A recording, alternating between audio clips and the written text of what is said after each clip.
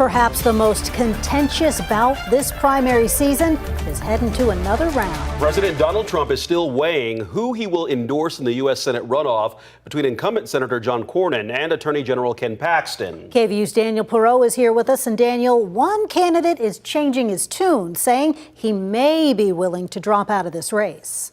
That's right. Attorney General Ken Paxton surprised a lot of people today when he made that announcement. President Trump said whoever he does endorse does not endorse needs to drop out for the good of the party. And now Paxton says that he'd be willing to do that as long as Senate leaders pass one of the president's priorities.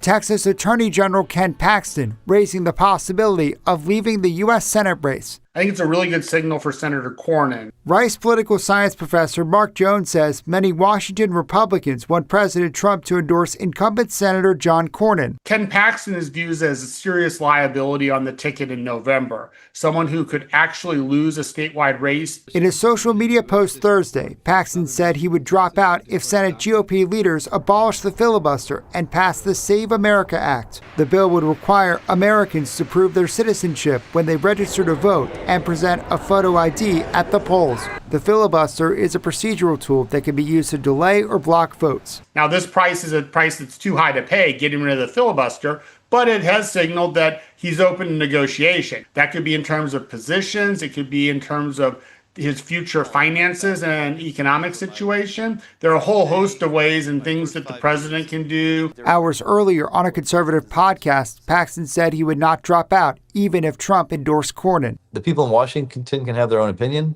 The president can have his own opinion, but I've been in this race for almost a year, and we're going to win this race in the runoff. Paxton's initial defiance appeared to upset the president, who told Politico Thursday it may lead him to endorse Cornyn. And not too long after that, the Attorney General changed his tune. If you're Ken Paxton and you defy Donald Trump, you're going to be seen in a very negative light for a considerable period of time. Reporters on Capitol Hill tried to ask Senator Cornyn for his thoughts. He's not taking questions on the endorsement. As Republicans begin attacking the Democratic nominee, State Representative James Tallarico. It doesn't matter what happens in this Republican runoff. We are running against the broken system and the powerful people who broke it. Both Republican campaigns continue to lobby for the president's support.